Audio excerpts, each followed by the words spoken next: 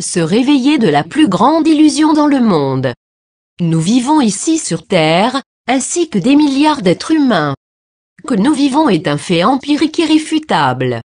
De même, le fait que les autres personnes vivent sur la Terre, aussi, est également un fait empirique. Nous ne vivons pas simplement, cependant, mais nous sommes aussi des personnalités. Nous sommes des personnalités qui sont semblables les unes aux autres à divers égards et largement différents les uns des autres à d'autres égards. Que nous sommes des personnalités différentes les unes des autres, c'est aussi un fait empirique pour nous. Hors de ces deux expériences, cependant, seul est vrai, que l'autre est tromperie. Seul est un fait, l'autre est une illusion et l'illusion de plus grande dans le monde. Les débuts de l'illusion nous devons regarder de plus près et examiner lequel des deux expériences est vrai et qui est une simple illusion. Notre vie dans ce monde commence lorsque nous sommes nés. Il est évident que nous sommes vivants, mais nous ne sommes pas encore une personnalité. À ce moment-là seulement la simplicité et la grandeur du moment présent, de l'existence, est connue de nous. La société et sa culture est ce qui nous façonne en personnalité alors que nous grandissons. Nous devenons une personnalité quand notre ego est né. Il s'agit d'une étape inévitable dans l'évolution de la conscience, donc il n'y a rien de mal à cela. L'ego est né, le petit soi séparé, comme une mise au point de la conscience. Ce petit moi obtient expérience sur lui-même et le monde. Dans le cours naturel de l'évolution et à la suite de l'expérience acquise, l'ego se retire à céder la place au processus, grâce auquel la conscience s'éveille à sa propre existence à travers une forme humaine. L'état d'avancement de ce processus évolutif peut, toutefois, être entravé par une illusion, l'illusion que l'individu devient quelqu'un, une personnalité. Nous commençons à devenir quelqu'un, une personnalité, lorsque nous commençons à identifier avec l'ego, qui sépare le petit moi. Cette illusion, nous croyons que l'ego est une réalité, nous sommes identiques avec l'ego et le développement de soi peu distinct est en fait le fondement de notre développement personnel. De nos jours, il est pratiquement impossible d'éviter ce genre d'illusion, étant donné que l'humanité a vécu pendant des milliers d'années. La tromperie est devenue indépendante, et l'illusion de l'ego est désormais une réalité pour l'humanité entière, y compris, naturellement, nous.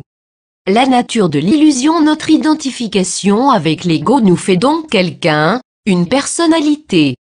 En revanche, notre identification avec l'ego sera la racine de tous nos problèmes et de misère. Car autour de nous, tout le monde considère l'ego comme le centre le plus important de leur vie. Nous sommes aussi élevés par nos parents d'avoir un ego puissant, un centre-point dans notre vie, au moment où que nous atteignons l'âge adulte. Il est nécessaire parce que notre société, culture, faveur et séculte les individus avec un ego puissant. Nos parents et les enseignants nous élèvent dans l'esprit de l'effort permanent pour devenir quelqu'un, devenir une forte personnalité, de devenir quelqu'un de différent de ce que sont maintenant, qui deviendra le plus grand, plus important et mieux que d'autres personnes. C'est pourquoi nous regardons toujours les autres personnes, nous comparons et nous mesurer à eux. Tout ce temps, nous essayons également d'ajuster nos actions et nos actes aux attentes et opinions d'autrui. Nous continuons l'affaire avec le passé et l'avenir, et nous n'avons jamais assez de temps pour arrêter et remarquer l'immense illusion derrière notre vie. La fin de l'illusion. Une illusion ne peut survivre que s'il est constamment attisé et nourri. Si nous prenons un coup d'œil à travers les yeux innocents, libres de toutes sortes d'opinions, aïeux, nous réaliserons bientôt comment chaque société nourrit les fans, par le biais de ses différentes institutions, l'illusion de la séparer peu soit, l'ego. Comment ils nourrissent l'illusion d'une fait d'être quelqu'un en nous aidant tout le monde. Tout ce qui peut prendre place, parce que chaque société, chaque culture est basée sur les individus, et si les personnes disparaissent, ils se réveillent de leur fait d'être quelqu'un, l'ancien mode de fonctionnement de cette société s'effondre. C'est pourquoi Eckhart Tolle a tout à fait raison quand il affirme que le monde ne pouvait changer de l'intérieur.